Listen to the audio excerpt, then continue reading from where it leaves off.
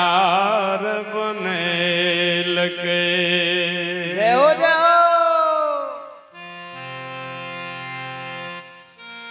गहबर गहबर दीप जलावैल उदासाहु जी के पंजियार बनेल के।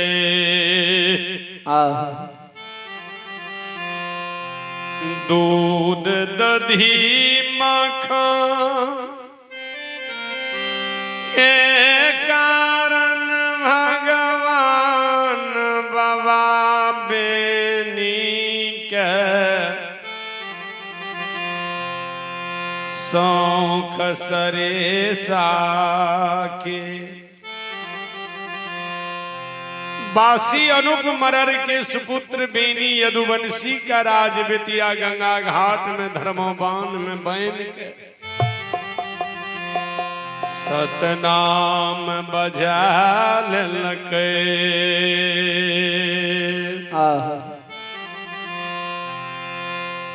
पंजियार बने के समय में बेनी बाबा बंदी जगदम्बा जी हुआ पर बैठ के 4 गो वरदान ए धर्मराज बाबा से ले लेलकै। कौन कौन वरदान? कौन कौन या? ठाकुर जी अगर हमरा अहाँ पनियार बनावे छिए तो हमरा वंश में सखुआ में तिरिया सेज बकैस दियो। धर्मराज बाबा कहलखिन बेनी ए मस्त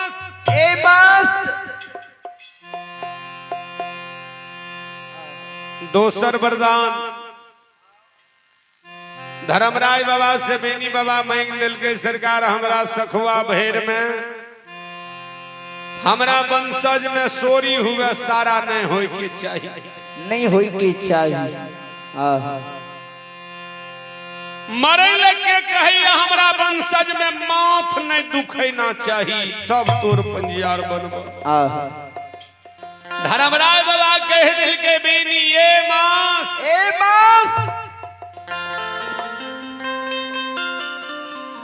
तेसर वरदान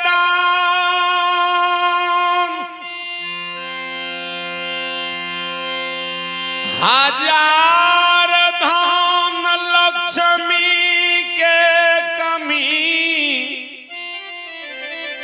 हमरा वंशज में नहीं होय के चाहिए।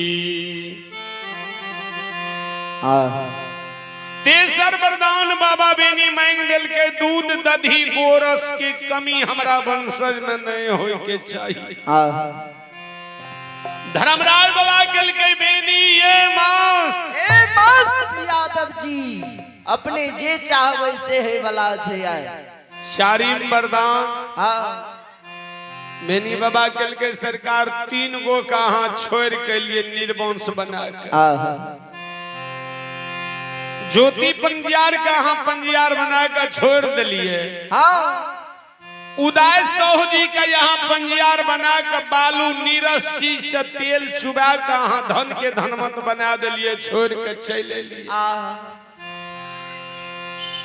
अंदू माल का 9 धूर दौना से 14 बीघा फुलवारी लगा दिलिए धन के अम्बोह क्या दिलिए अंदू सेठ बना दिलिए। उनको छोड़ के जहाँ हमरा सन महामूर्ख के पंजियार बनेलिए हमरा में अवगुणेटा छे। बड़ा अवगुण छे कहे वाला नहीं छे। अगर अहाँ के मन भावैया तब पंजियार बना लेलिए। धर्मराज बाबा कहल के हो यदुवंशी आहो दूधा के साथ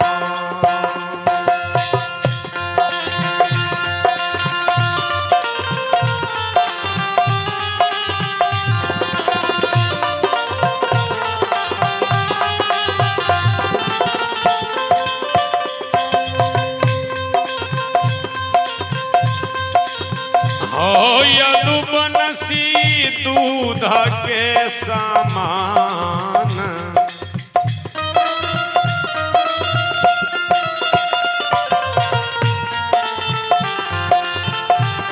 हे हो धोअल देहिया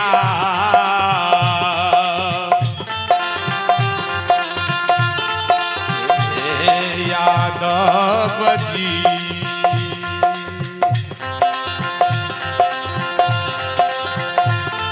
हो छाला साखुआ हो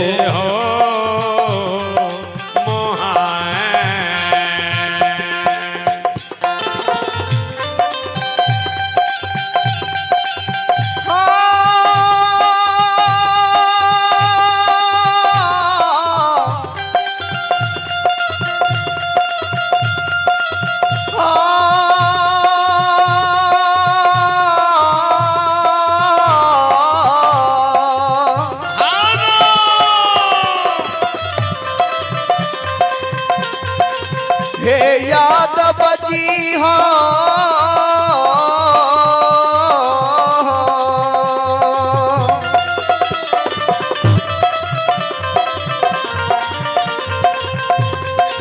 हो यादव जी हो दूध के समाना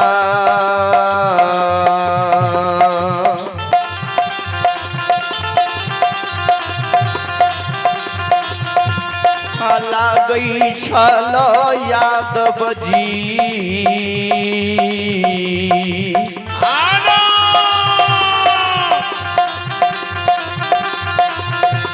हो लागै छ सखुआ ये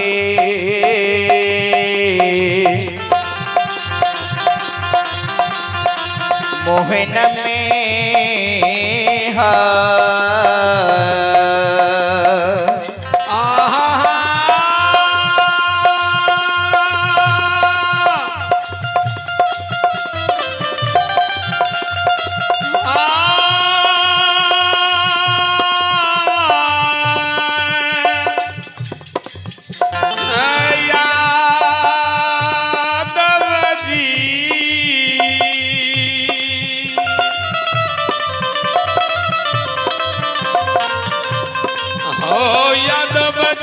सोनारा के समान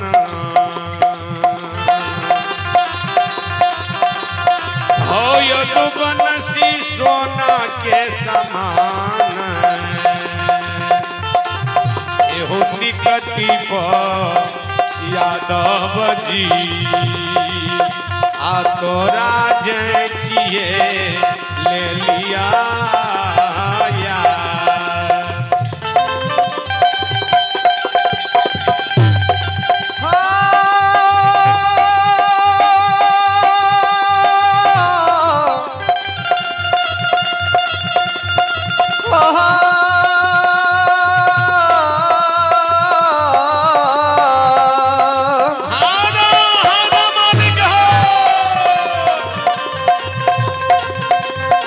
हो यादव जी सोनार के रासहमा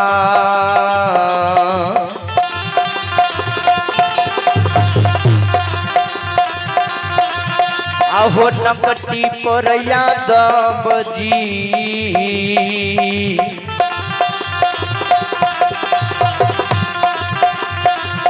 आहो तोरा जा चलिया हमें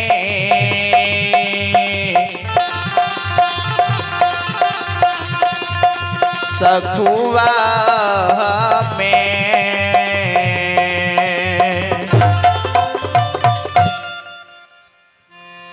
धर्मराज बाबा कल के यादव जी हाँ अहाँ के जेना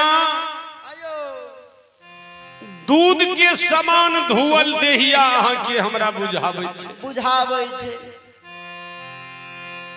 जेना सोनरा सोना चांदी के निकटी पर चढ़ा के तौलै छै ओहि समान अपने के तौल ले लिए तब अहाँ के धर्मक माला गला में देलिए हमहू को न सबके गला में माला दे छियै धर्मराज बाबा बाबा बेनी के पंजियार बना लेलके। जब बाबा बेनी के मैं बुधमा मर्रन के अरबल पुर गेलै न,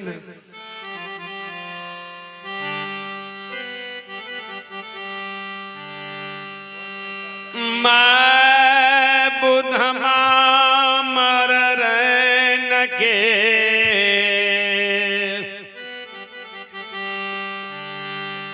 अरबल पुर गेलै।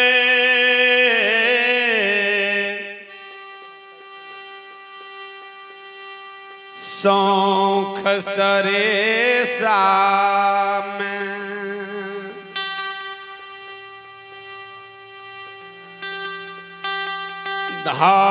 धर्मराज बाबा के परले परले भाग लइयो।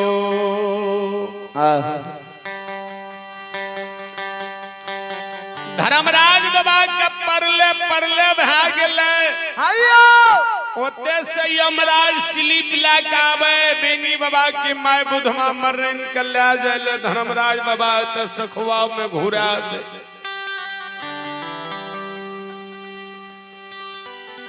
बेनी यदुबन शीशा सखुआ ठाकुर जी सतबन कईने रही।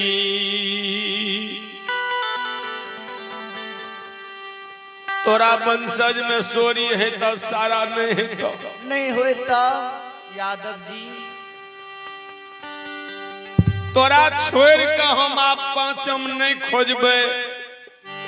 भगवान के भागे के कोनो मौका नहीं रहे। मुगल राजा के उलैप के शिकार खिला दिलके।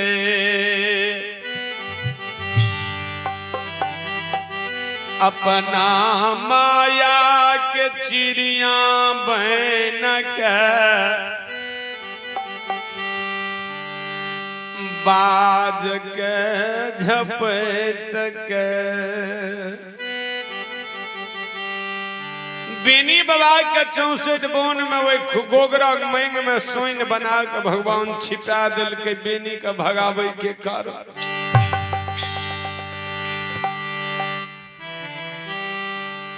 सात दिन सतहिया झटका दिलकई ठाकुर जियो। ओए सतहिया झटका में बेनी बाबा के गाल रूग बार व्याकुल व्याकुल होई छै। धर्मराज बाबा बेनी का उलापने मोगल राजा के आनंद बाग फूलबाग में लाकर चल गए। 7 दिन में आनंद बाग फूलबाग के डायर पैट सब 1000 गया बेना लाख धन चिबा गेले। 8वीं रोज चिकास कैलके राजा रानी बाज के सोग में खटबास लेने रहे। आनंद बाग फूलबाग उजड़ गेले। वो खबर मकरध्वज सिपाही लाके चले ले। राजा रानी आदेश देश के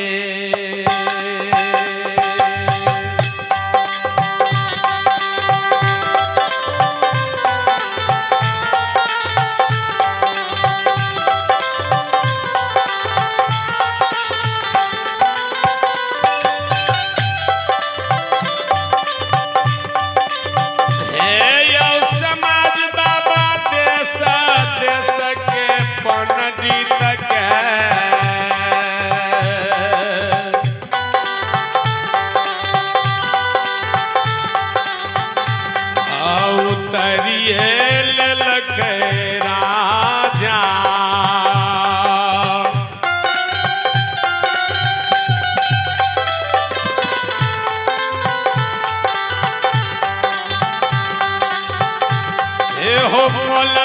फकीर के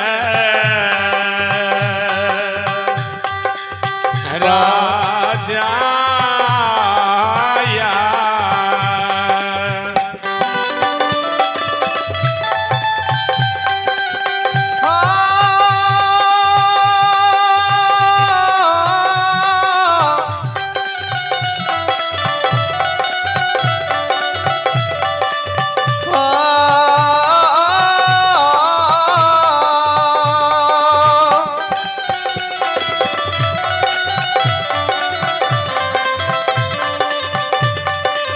राजा मुगल है होते साथ सके मौलाना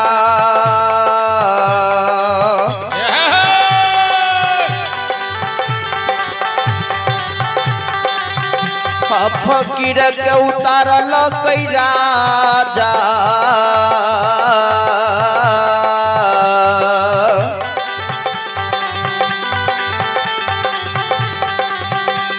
उतारल कई पाटाना ये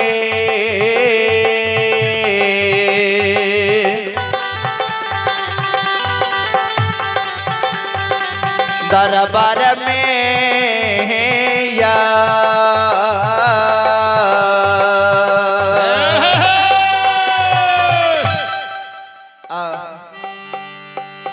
एक राजा के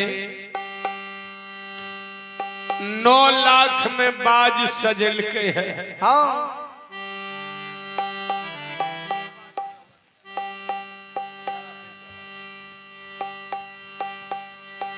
हमरा मोगल राजा के 9 लाख के बाज चोरी भा गेले। बाज के सोग राजा के आनन बाग फूलबाग के सोग में राजा रानी खटवास लेने रही।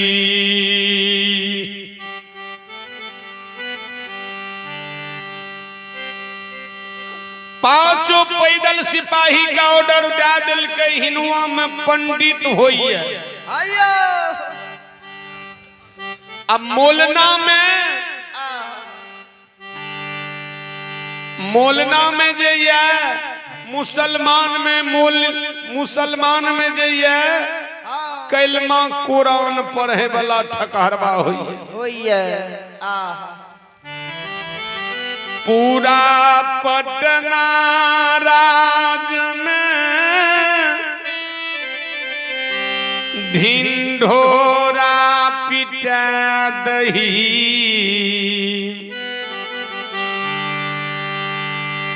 जे राजा के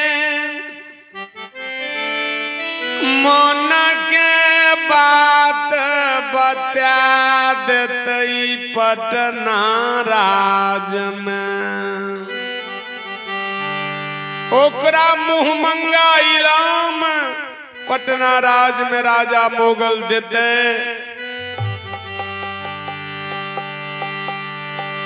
पांचों पैदल सिपाही के ऑर्डर पड़ गेले। पैदल सिपाही मोचियाराम के जाके ऑर्डर दे दिल के। मोचियाराम घुम घुम के पूरा पटना राज में ढिंढोरा पिटाबै छे। राजा मोगल की पटना राज में जिहली बोन में शिकार खेले गेले। बाज छोड़लकै साज पर, साज बाज के झपट के चोरी क्या के चल गेले। राजा अनन बाग फूल बाग लगल के वही बाग के चोरबा उजाड़ दिल के चोर के जे कियो नाम कह देते ओकरा राजा मुहमंगा इलाम देते राज पटना में सब चीज देते दान में। जते सुनल गई नुआ में पनडी वजाइलाम लैके कारण आपन यापन वेद पुराण लाके तिलक ध्यान क्या के चश्मा लगा के हाथ पटना हो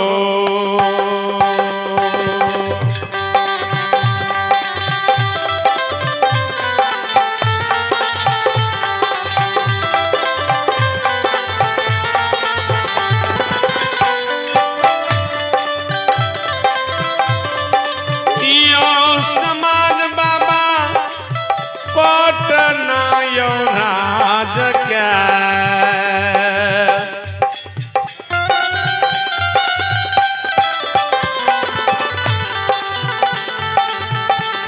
पहुँचिए गेलई पंडित बाबू हे हो लैला ओ जहाँ हे हो इला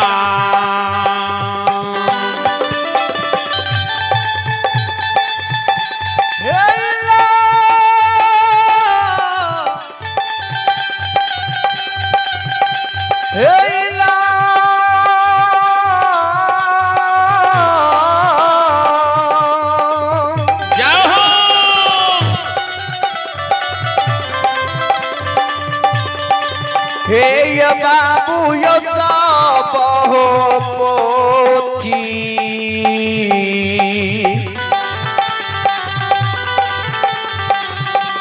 आहो पतरा लगे महात्मा जहो जहो बैरागिया हो पंडित बाबा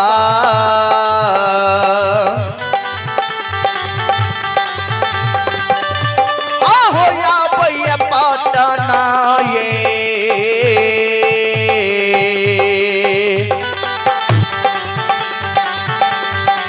दारा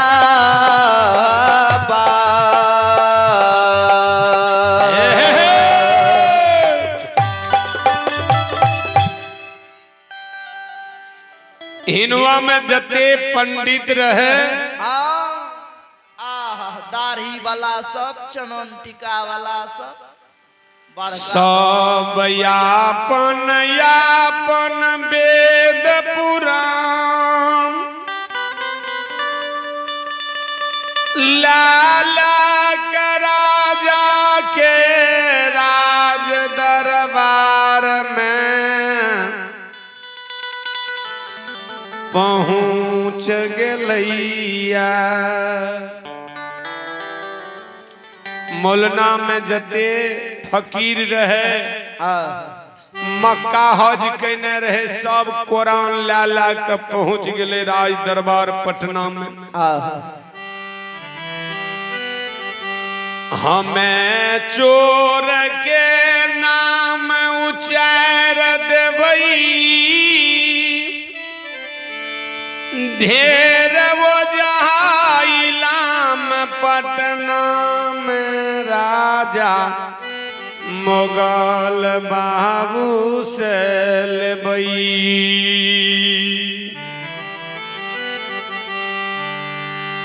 सबके पानी मिलले सबके बिछावन मिलले सिंहासन पर बैसा के राजा मुगल सब पंडित ले दरखास्त लगवे से सरकार हमें सपना में देख लिए जे हमर दादा पुरखा पूरा पटना राज के रैयत प्रजा के साथ हाथी पर हौदा दे के ओए हौदा में गोली बंदूक ला के तीर तुक्का लाके अब बाज से चिड़िया के शिकार करे रहे। हम सपना में देख लिए वह दादा पुरखा के पूर्वज के हम नियम के शुरुआत के लिए जिहली बोन में गलिए। चारों भर से सरकार रैयत प्रजा डेग डेग पर पहरा करे रहे। अब बीच जिहली बोन में जाकर हम शिकार करे रही है। एको गो नहीं मिलले चिड़िया, अगर एगो मिलबो कैले तब बाज छोड़ लिए वो चिड़िया का झपटे चिड़िया वो बाज के झपेट के सीधा हमारा नाक के ऊपर देन वो आकाश के ओर उड़ गए। वो बाज के सोग में राजा रानी खटवास लेने रही है। 7 दिन सतहिया झटका क्या दिल के वही झटका में अनन बाग फुलबाग हमर ननु थन बिहनो क्या दिल के। सरकार देखियो वेद पुराण में के चोरबा हमार बाज चोरा ललकई।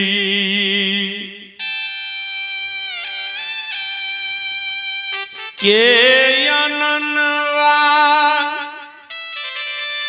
फुलवारी के उजैर दिलक पटना में। वही चोर के अपनी नाम कह दियो, अपने का मुंह मंगा इलाम मिलते पटना राज में। हिनवा में जते पंडित रहे सब वो सगुन के पोथी के नथी के खोल दे छे आ उल्टा उल्टा वो पोथी पुराण में देखिए। आते कहूँ नहीं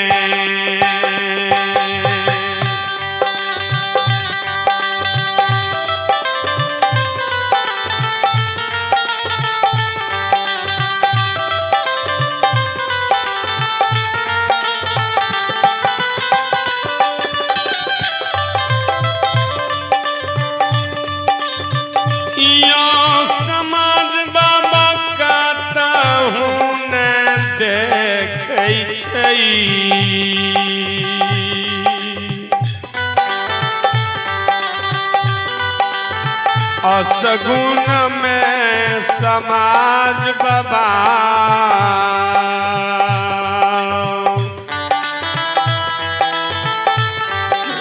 यो देखिए चोरबा के नाम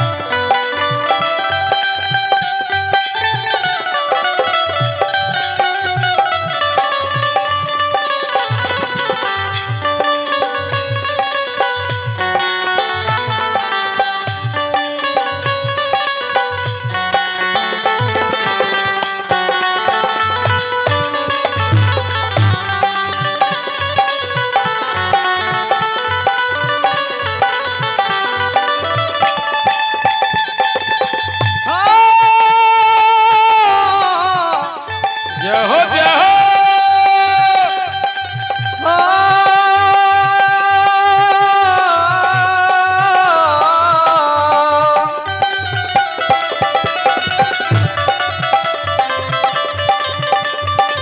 यो बाबू भैया कोई नहीं मुनि महात्मा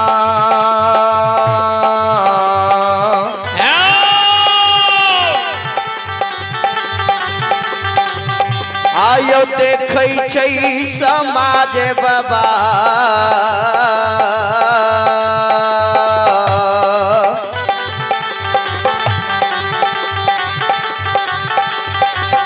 हे यो नहीं देखे छोरा बाके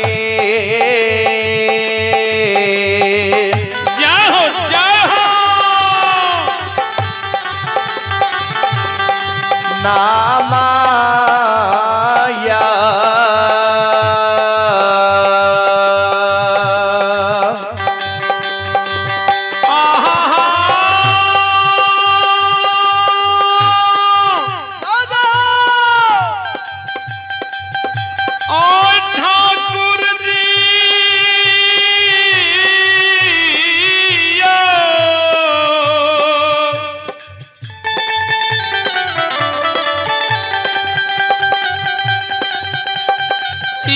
सुन भैया कहूँ है कुरान में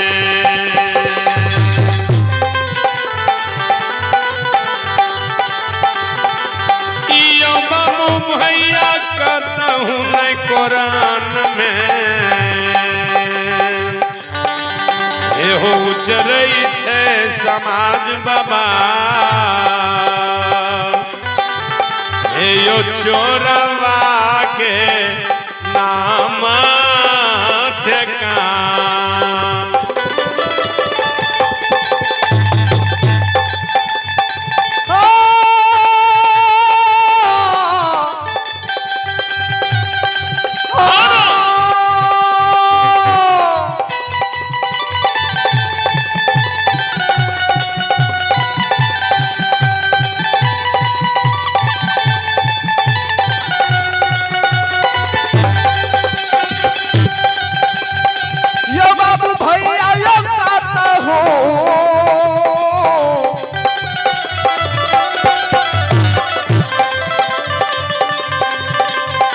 नहीं यो उतरे छे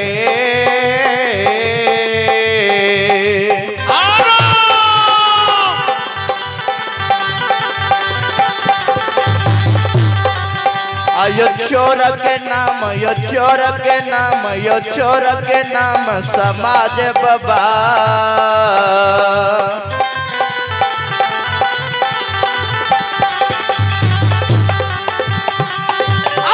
नहीं उचरे पोथिए पुराण में या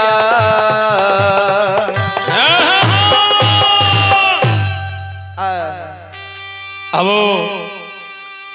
भगवान के दरबार में घोंघा यादव स्थानीय दीवानगंज निवासी आशीर्वाद स्वरूप